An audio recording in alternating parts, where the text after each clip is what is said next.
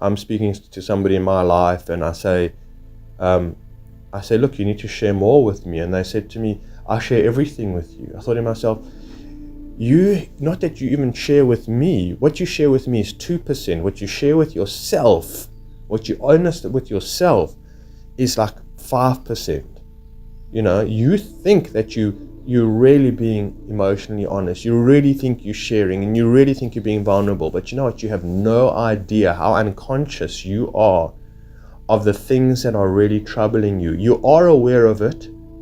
You are aware of it to a certain degree, but I'm saying deep down inside, everybody knows deep down inside. Everybody knows. That's the curse of being a human being, is that everybody knows. And that's the anxiety, and that comes from it. So everybody knows. So everybody is unhappy most of the time, and they will not say anything about it. And they're afraid to say, because also who's going to hear them? Who's going to understand them? Who's going to be there for them? Who has the skills and the ability and the time and the know-how?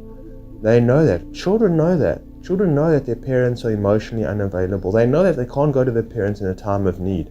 Children are probably the age of 7 or 8 years old, 10 years old, know already this is not a safe space for you to be yourself, to be honest with your emotions. This is not okay. This is dangerous. This is, they will not understand you. They will put you on medication or whatever it is. They just will not be there for you. They will not know how to be there for you. And people, we all know it.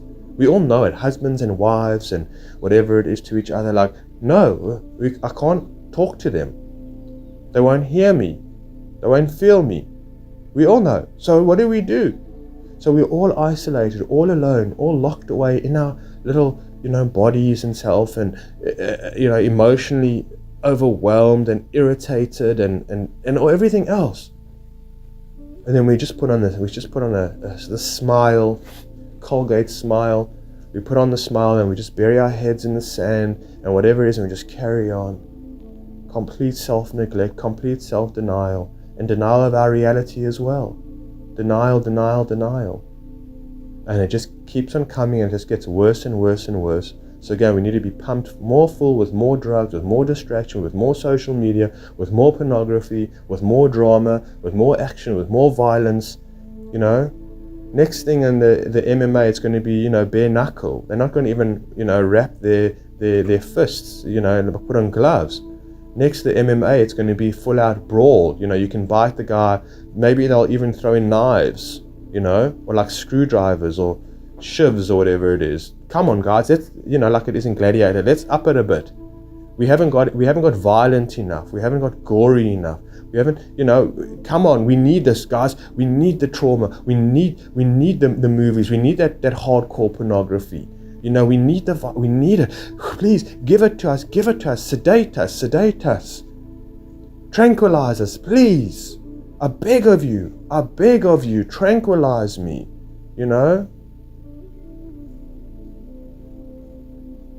Keep me away from myself. Keep me away from my emotions. Give me more cocktail of medications. More. Let me get more and more busy. Let me run more and more marathons.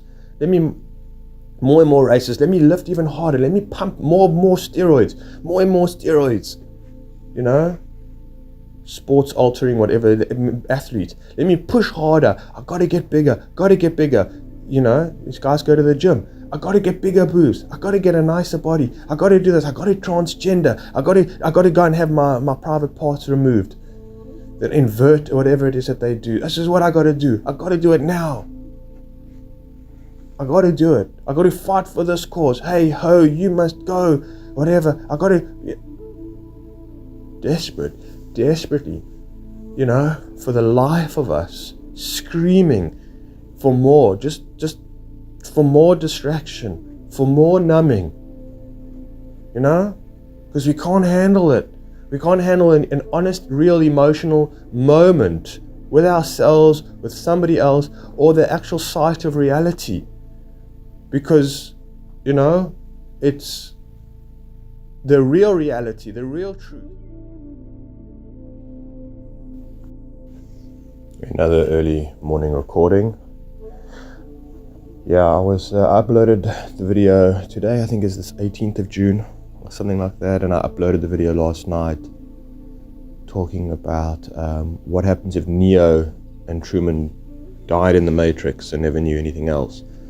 And while I was listening to that recording, originally it was about 40 minutes long, and I started listening to it, and the first 9 minutes I thought to myself, nah, it's just me rambling, there's not much here to upload. And then I gave it a bit more time, and I was like, hold on, let me just cut out this first part, and the rest is pretty darn cool, pretty darn awesome, pretty darn relevant, significant. And so as I listened through towards the end of it, I was quite surprised with myself. I was saying, well, you did it not just a good job, but the way that you try and understand life and the world and reality in a way, and so exceptionally different to others that are in your life, or a lot of people that you know, and just your thought process, and your workings out, and through your own experience, and I was quite proud of myself, I must say. I suppose a lot of the times I can say that I feel rather more detached from myself, and almost also not wanting to take responsibility for seeing and experiencing life in such a different way. So, okay, let me give you an example. I was raised religiously Jewish, as they call it, frum, right? The word frum means religious. And because you get secular Jews who are identified as Jews, or they're born Jewish, but they don't practice the religion. I mean, it's pretty obvious. It's throughout all religions. And for me, one of the things was, a man, when he's married, he wears something called a tallis. It's kind of like, I don't know how to describe it, but when you pray in the shul, in the synagogue, you wear a tallis in the mornings, and on the Sabbath you wear a tallis. And it's kind of like, try imagine a tablecloth with lines, black lines on the side, and then strings, individual strings hanging off each four corners, something like that. Well, that's not really a tallis, but it is actually. I don't know, I'm so out of touch. And that was very significant. And I grew up with pictures of rabbis on the wall wearing the tallis, and then by the Wailing Wall, the kotel as they call it, in Israel, which is seen as the Jews' most holiest site, is the kotel, is considered to be the wall of the temple that was destroyed however long ago, of the second temple. Although when I went to Israel and I was on the tours and I was asking this one guy, he said, dude, prove to me that there's no evidence that this was the actual outlining wall of the temple of the Jews, of the Jewish temple of the Israelites or something like that. And I did some more research. Anyway, that kind of whole, culture, that culture of it, of just, and when I see pictures or I hear songs that I grew up with, and I just can't relate to it at all. I find it's just so compartmentalized. I find it so claustrophobic. I find it so, I don't know, I can't describe it. I can't explain it, the feeling of it. If I walk into, my mom is in Israel and she'll show me pictures that she's thinking of taking home, and it's like a painting of these, religious frum guys wearing their tallis, leaning on the kotel, in Israel, and praying and wearing their tefillin as well. That's a big thing, tefillin. And for a man who's over the age of 13, he's supposed to put on his tefillin every day. It's made out of leather straps and everything else. And then you sing the songs, and it's and the whole culture of it, and how heavily identified you are with this. And it's so extreme. But once upon a time, for me, I was religious, and I was part of the whole dogma, and I was heavily identified as being a Jewish person within my neighborhood, and the food that I ate, and You know, I mean, it's hardwired into us. You get people that come from like Thailand. You get people from Thailand living in your country, and they won't eat the food that you eat or the food that they sell. They only eat their food. When the time my Thai therapist was staying at me, she only ate her food. She never basically ate bread. It was too foreign for her. It was like, you know, they couldn't eat other types of cultural food. They just, you know, weren't, and vice versa for myself as well. I dated a girl from Congo, and the food, some of the stuff that they used to smell so awful, and she loved it, and it comforted her. But what I'm saying is that majority of us live in one dimension, in one layer of reality that we create ourselves, and then it's also created by the Matrix or by the Truman Show. And it's created and it's designed, and it's our thought process, it's our beliefs, it's our dreams, it's our hopes, it's who we are, it's what we fight for, it's what we're motivated for. I don't know, it's a very strong theme, and again, the individual, what it takes to actually to break out of that is very frightening. It's very, very, very scary. I don't know what could be more frightening in a way than that. Then when I talk about going one's own way and seeing the world for what it is. You know, for me, I mean, I wouldn't tell this to my family because they wouldn't understand what I'm saying and they would find it pretty disrespectful. But when I, for example, hear the Hatikva, you know, it's a Hebrew song, yeah, I mean,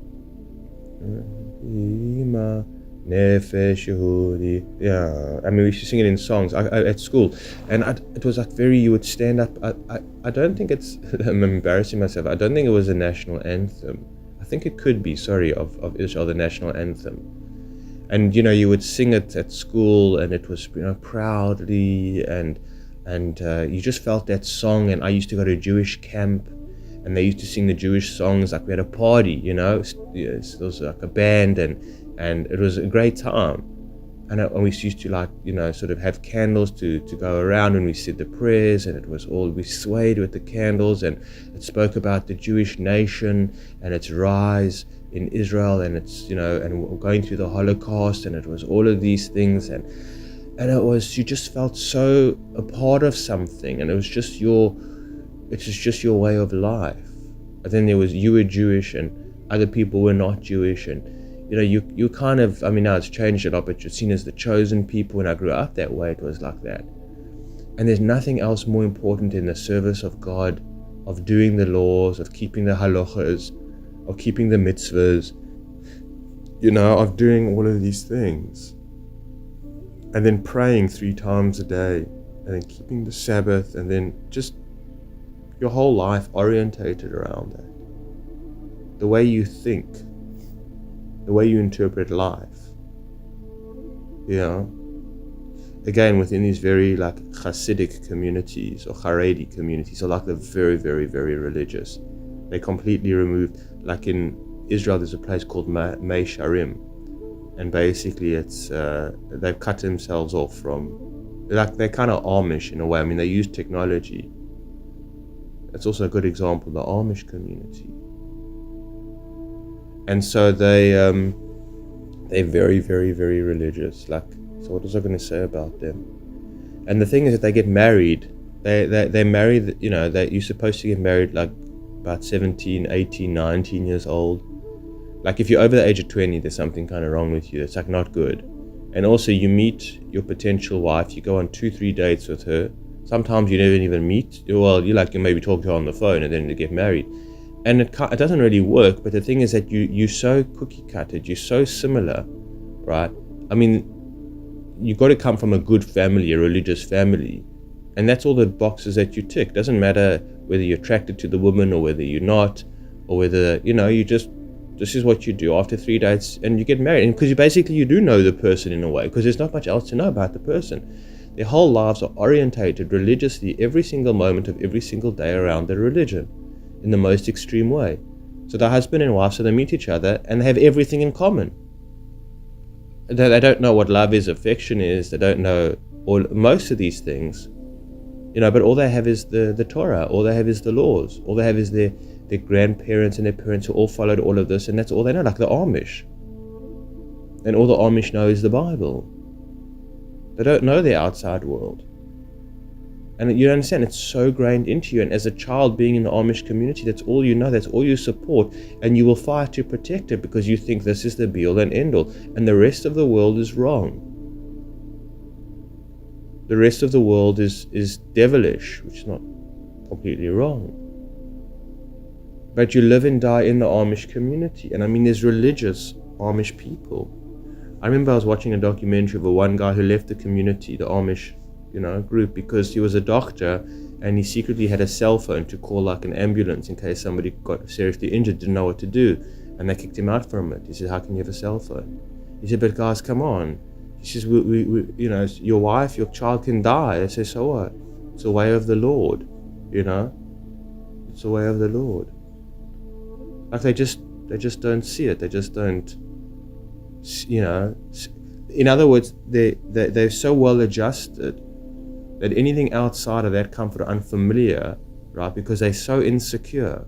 And that's what most people are who are addicted to culture and dogma, is that they're terribly insecure to think for themselves, even to think what's wrong or right. Like again, the schooling system is so wrong. It is so terribly wrong. And yet people deem it as the most important thing for a child. But it is so incorrect. The system, the way that we live in, is so not human spiritually based. The movies that we watch still, I mean, like Disney and all of these so-called television, kids shows are not for children. They're not suitable for children.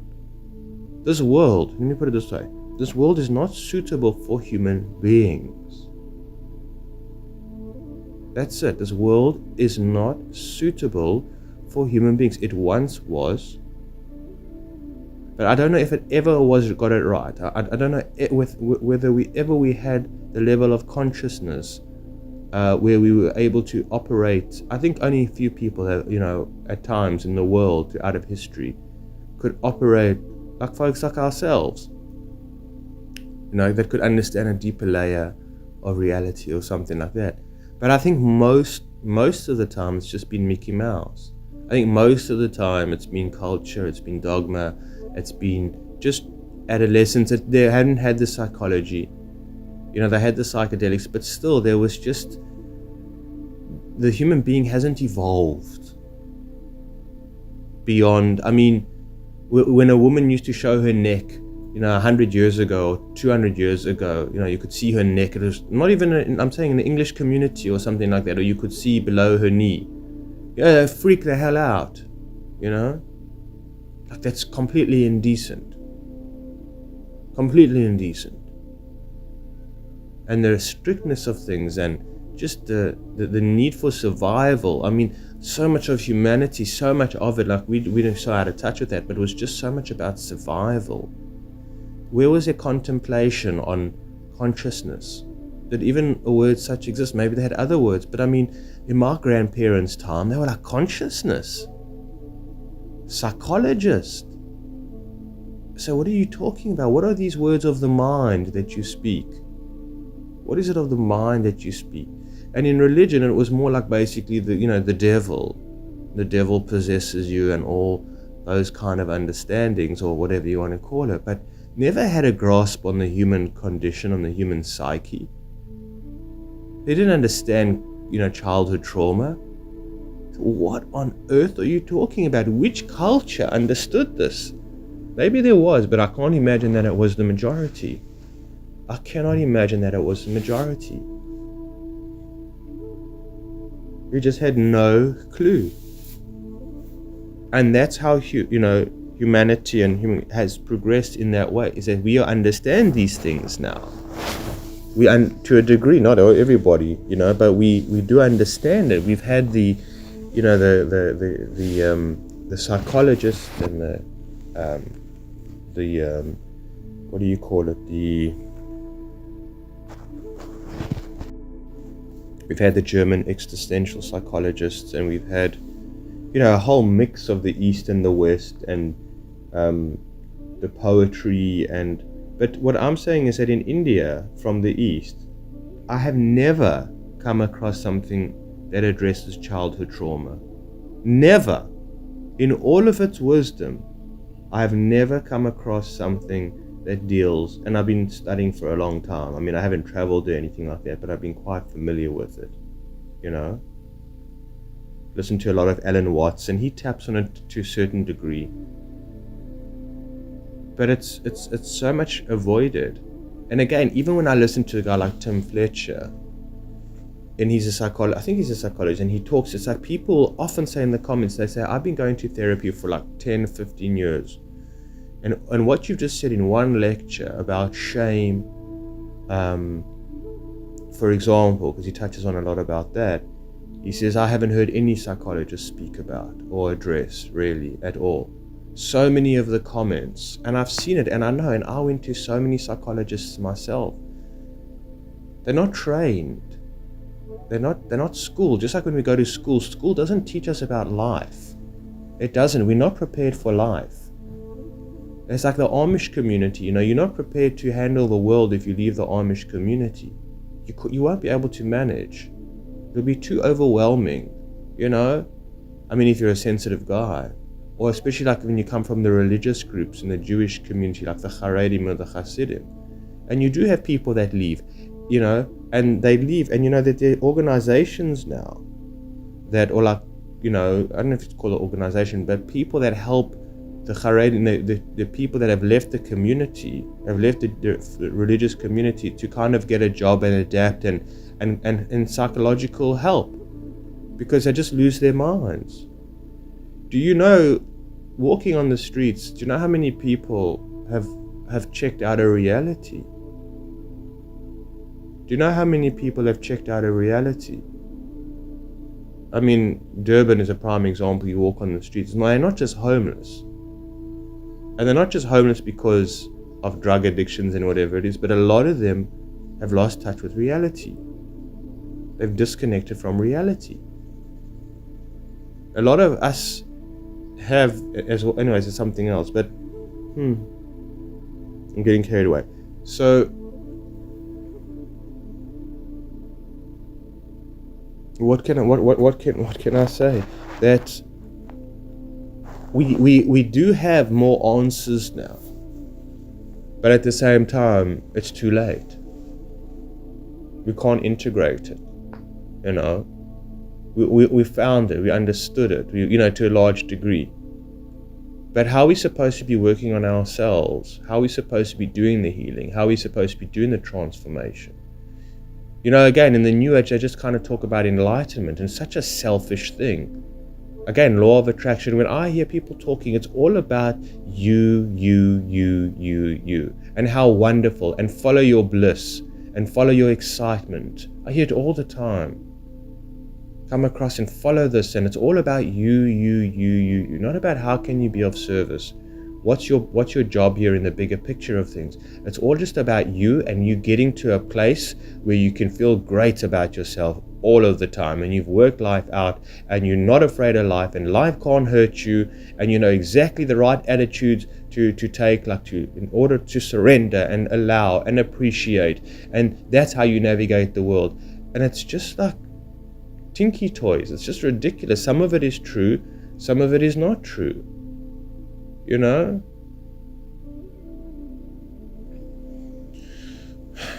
So what am I saying?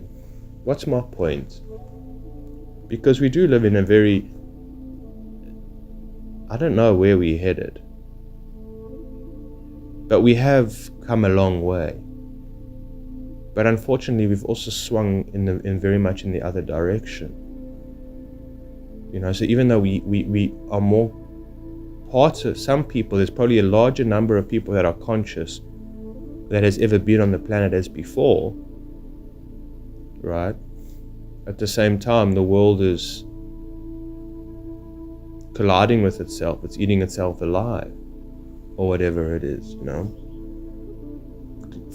falling further into slavitude through AI and technology and whatever it might be. I mean, I know I wake up this morning and I'm trying to sort of, reflect on my dreams and the way that I'm feeling and this talk, and all I do is I switch on my WhatsApp, my messages, and I'm bombarded by a whole lot of rubbish. And it's addictive and it just distracts me and I can't think straight. And I do it while I'm sitting on the toilet, then I wait, and then I get up after I'm done, and I just, where am I? What's going on now? Where am I headed? It's very disorientating. Technology and the phone and all of this stuff completely disorientates us on our own path and our own direction of what we should be focused on, what we should be thinking of, what we should be doing, and so on and so forth. In South Africa, I can't, this is also one of the things, I don't know if this is worth mentioning, but for myself, I suppose, because it makes me so annoyed. In South Africa, there's been a change in the government and whatever it is, and yet a lot of people, especially called it in the left wing, I don't know what you want to call it, they still blame apartheid. And there's been a political party that has a white leader, that has now, they've done like a coalition. So it's 3 black parties run, and then there's the DA, the Democratic Alliance. And they've known to be a white party, although they're not really white. I mean, they're just a mix, but they have some white people in it. These other parties like the ANC have no white people in it, neither do the IFP. So people would see it as a problem for a white person to be in president because they bring back apartheid, which is absolutely crazy. It's absolutely the most absurd thing. And yet they still blame the white person. Over 30 years ago, since the ANC have had power, they still blame it on apartheid. But, and they have these doctors and professors on these podcasts, and they interview them, and the doctors and professors will say, no, you must understand that it's still the trauma and it's because of the white man. But they don't actually say, I don't know how to get into it, I don't know why I'm getting into this, but they don't actually ever talk about television, these people. Because what's happened is that, when I stayed in villages and I used to speak to the village elders, they would say to me, since we got a TV, like within 4 or 5 years, the whole village has changed. People are stealing from each other. He says the children don't know how to work the land anymore. They don't look after the cattle. They're busy sitting in front of the TV. And this was a long time ago. This was about 12 years ago that I spoke to him. This was even like before smartphones and whatever it is. He said the TV has wrecked us. He said completely. He says the children, they don't make their own, they go down the road and they buy a Coke, and whatever it is, when they never used to do that before. Those things never used to interest them. They didn't know about those things, but now that they do, they have no idea television. They have no idea the cell phones. They have no idea like the black soapies, for black people that they have, like The Bold and the Beautiful or Beverly Hills 90210 for black people, or even more than that, much more than that. And it's violence, and they take like sangomas, which is seen as their shamans, and it's just really repulsive, and the children watch it. The children, in these homes, the parents, they don't realize, like a lot of these parents, they let their child sit on the front seat without a seatbelt, like climbing on the dashboard. Or I've seen it driving on the highway. They haven't been able to adapt to the world to a certain degree. There's a lot of immaturity that's going on. It has the psychology and the psyche of that African person hasn't been able to adapt fast enough. I mean, again, I grew up with TV. These people in villages are getting TVs installed in their huts, or whatever it is, and they're watching with a flat screen TV. I mean, I only had like 3 channels when I was a child. Now they're watching MMA, they're watching, Desperate Housewives, they're watching all of this stuff. And yet, so this is ruining them all. And the crime that from it, everything that comes into it. The jealousy, the envy. I can't believe how these people are living, and and the beauty of it. And then we haven't even touched on the cell phones and social media. And yet, so these villagers and everybody, they're so outcasted, they're so low, and yet the white person is blamed for apartheid. Again, these people are so out of touch. And I don't see any of these podcasters, and some of them are also doctors, young guys, black guys, white guys, and they're doing these interviews, and none of them ever touch on the technology.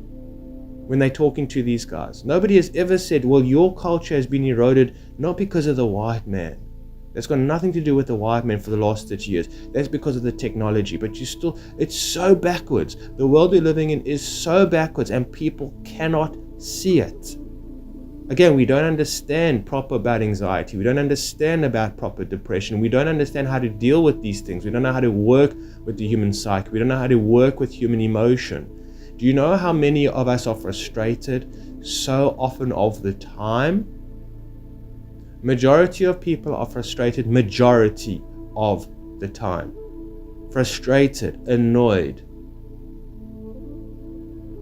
Can you imagine that? Can you imagine a society that's constantly frustrated from the moment they wake up in the morning to the time they go to sleep at night? They are frustrated. They don't know they're frustrated because they're frustrated every day and it's becoming a way of life. But they are so annoyed on so many levels. They wake up feeling annoyed. They don't want to face the day. They're annoyed with one another. They're annoyed with the politics. They're annoyed with the traffic. They're annoyed with the expenses of living. They're annoyed with the lack of space, to live in, people in the city. They're annoyed by the weather. They're annoyed if their Wi-Fi goes down for 2 minutes. They're annoyed if their delivery, their pizza doesn't come, within, half an hour or something like that. They're annoyed on the smallest of things and the smallest of discomfort. Oh, I think I'm getting a cold. They go on antibiotics. I mean, I can go on and on and on. They're annoyed if that, a person doesn't answer their phone. We're just so annoyed. We are so frustrated. Most of the time, we are tired. We are exhausted. We are overwhelmed. And the people just keep on pushing, and they just got to show, I'm a champion. My brother, this is a whole other thing. He ran the Comrades Marathon. It was 88 kilometers.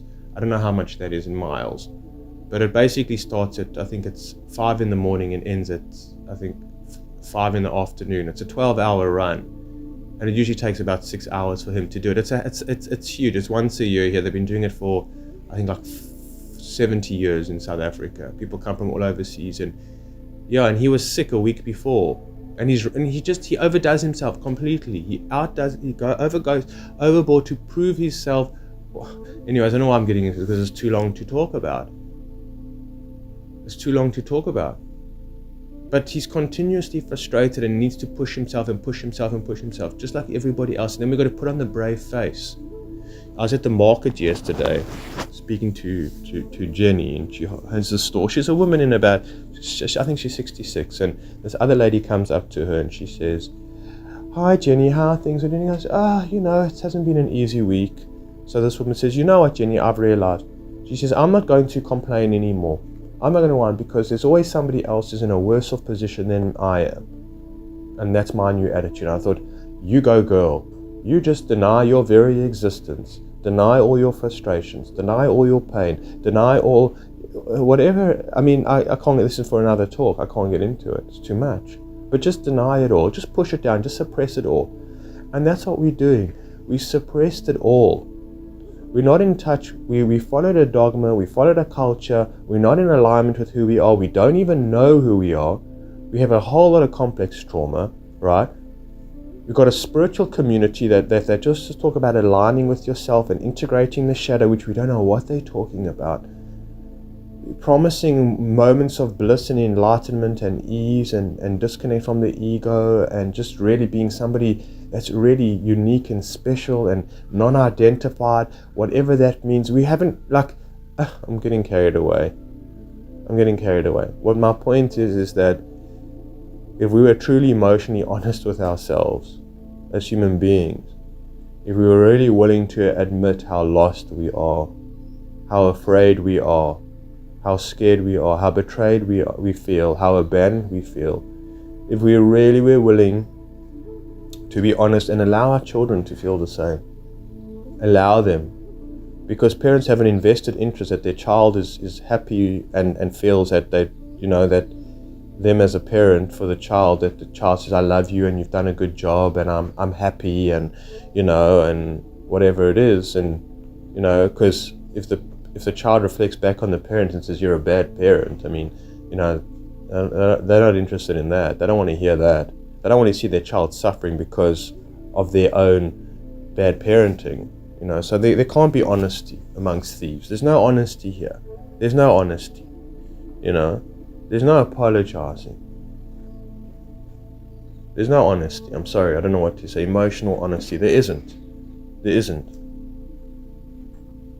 I'm speaking to somebody in my life and I say, look, you need to share more with me. And they said to me, I share everything with you. I thought to myself, not that you even share with me. What you share with me is 2%. What you share with yourself, what you're honest with yourself, is like 5%.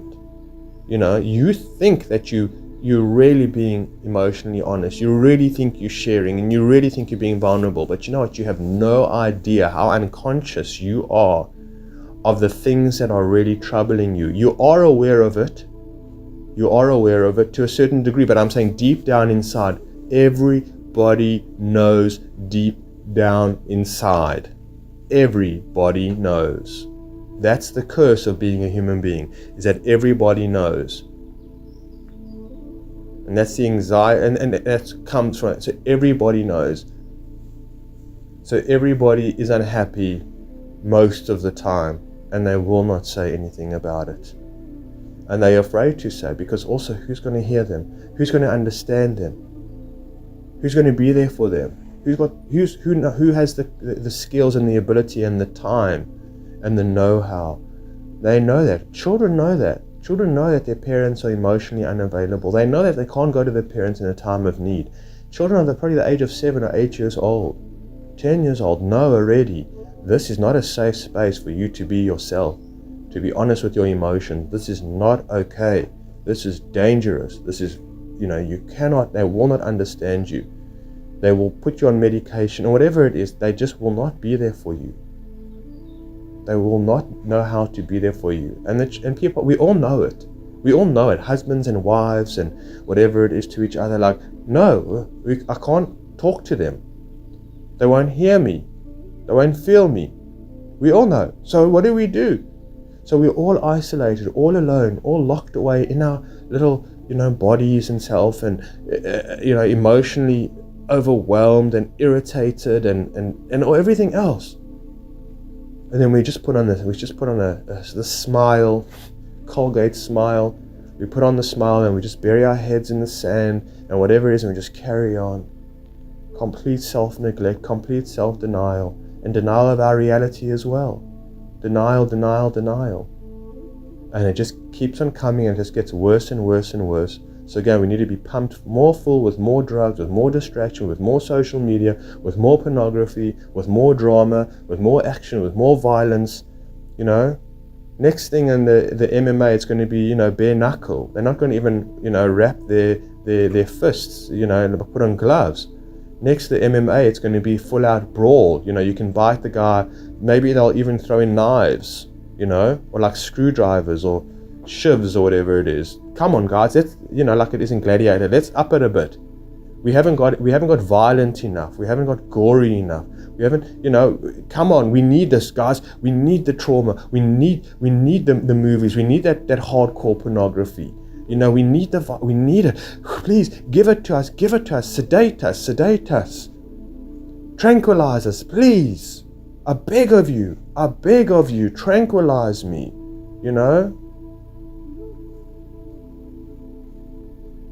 Keep me away from myself. Keep me away from my emotions. Give me more cocktail of medications. More. Let me get more and more busy. Let me run more and more marathons. Let me more and more races. Let me lift even harder. Let me pump more steroids. More and more steroids. Sports altering, whatever, athlete. Let me push harder. I gotta get bigger. These guys go to the gym. I got to get bigger boobs. I got to get a nicer body. I got to do this. I got to transgender. I got to go and have my private parts removed. Then invert whatever it is that they do. This is what I got to do. I got to do it now. I got to do it. I got to fight for this cause. Hey ho, you must go. Whatever. I got to.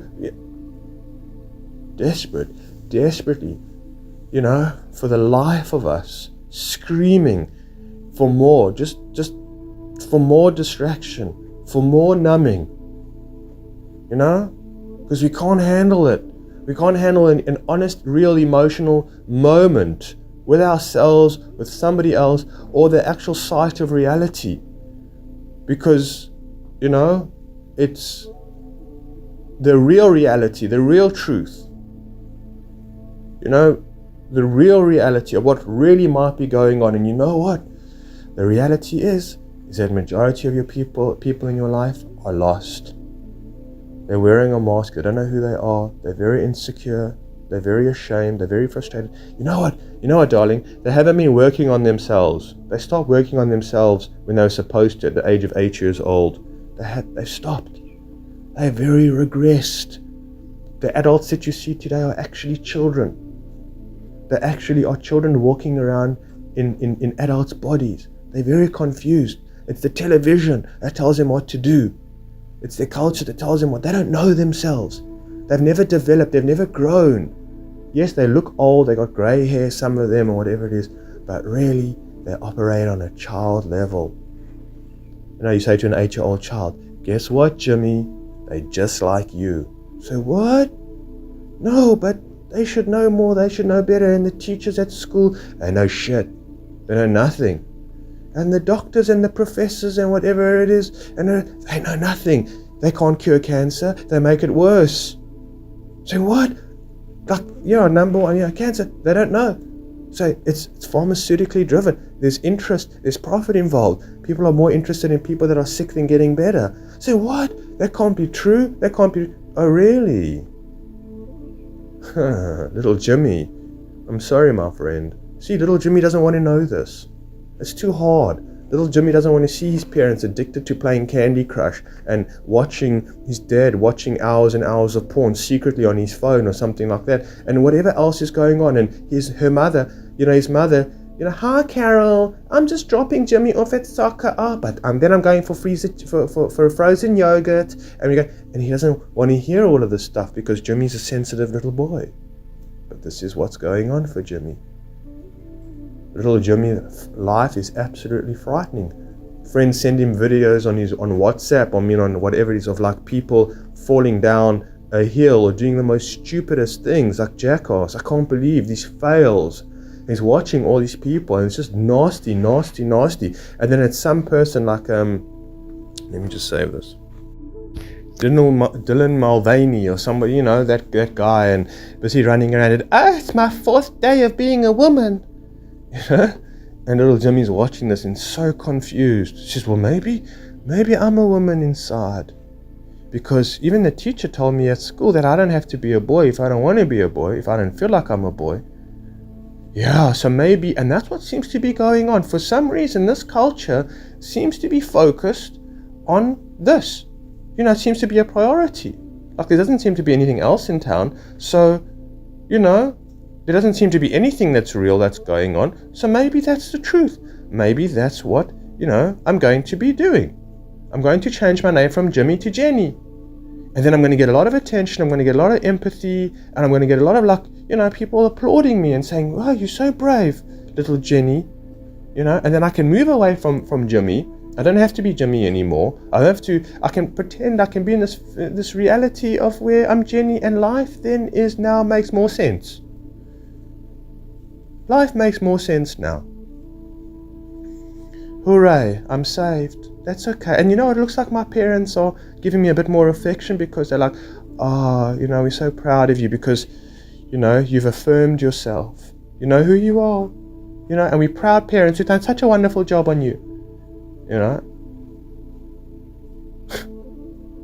And Jenny gets special treatments. Oh, I can go to this toilet, I can go to that toilet, or something. I don't know, it's crazy. It's crazy. I know I'm being a little bit, exaggerated, but hey, just give it some time. I'm not really. Give it some time. And if you think I've jumped ahead in time, whatever, it's not, no, give it another year, 2 years, 3 years. Where's the world going to be at? Huh? Where's it going to be? You think we're going to be more conscious? We're going to be more emotionally honest. We're going to be more sincere as human beings. We're going to be taking better care of ourselves. Come on. Come on.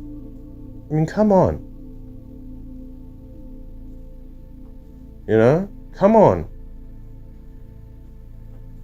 So anyways, that's where we're at. That's what's going on. And so for myself, when I wake up in the morning and I realize, hey, you know what, man, you've gone through hell, and you're going through hell. And you're going through a party, and you're all alone. You're really all alone. I mean, you can't communicate this to most people, even the people listening to me now. I don't know. I mean, this has gone on for quite some time. Maybe 2 of you.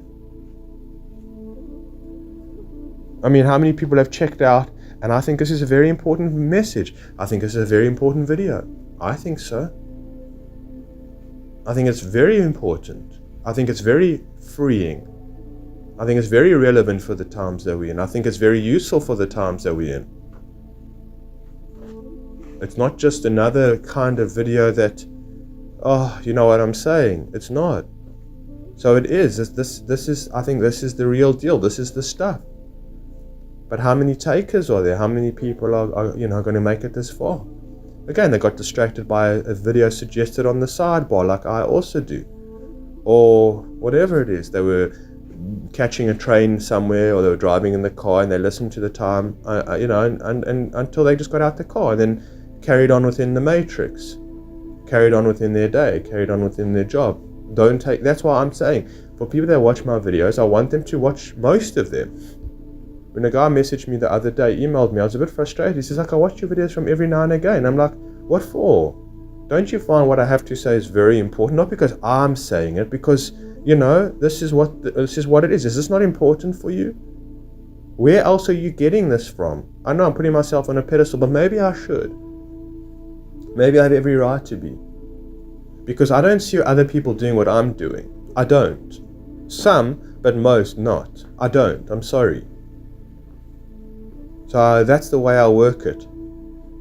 Again, I'm not looking for approval. I'm looking to find that I am understood, and that I do make a difference in people's lives, that I do serve a purpose, because why not? But that's my motivation. But people, I don't know. So this is not going to be popular at all. It's not a nice take on things. I don't know, maybe I'm in denial, maybe I'm blowing my own horn here. Maybe it's like done to death, and it's dime a dozen, and we all know these things that you're talking about, Aaron, and we all, we're in touch with it, and the spiritual community addresses it all the time, and I don't know where you've been, but there's so many really incredible people and life-changing people, and, there's so many, I don't know, whatever it is. Anyway, it doesn't matter. So let me start ending off, but facing the music, facing the life. I mean, even for myself, waking up and holding true to my vision, and it's scary. It's bloody scary, because I'm all alone with it. It is. It's frightening to hold such a perspective. Okay, and that's why I'm scared of smoking Mary Jane. Because then all of a sudden I realize this is like tenfold now, and I'm like, I can't handle it. It's too hectic too quickly. I need to go slower to realize like what real critical situation the world is in, where I find myself, how I've been indoctrinated, how I have, childhood trauma and whatever, and a lot of stuff that I'm unaware of, and how unconscious I am of so much of myself and so much of others, and I'm lost in a way, and I'm trying to find my way. It's very intense. It's very intense, and I don't have a group of friends or people or community that I'm doing it with. It's all on my own, and it's scary. Before I used to think when I was a lot younger that I'm losing my mind. Now I don't think that, but just sometimes I also realize that it's so much to contend with.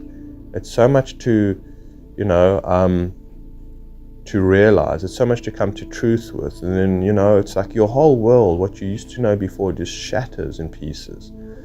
Falls away. Okay, and the carpet is swept from under your feet, and it's crazy, and that's it, and you don't know how you're going to land. It's like you're walking in the jungle, and you just don't know, and the sun is setting, and it's getting dark, and you're hearing a lot of different sounds, and it's very mysterious, it's very eerie. You've left the comfort of the campsite where everybody is, or the cities where everybody's living in that small little part in the jungle, you know, for the whole of human existence, and now you stepping out into the unknown, no man's land, no places where people haven't ever walked before.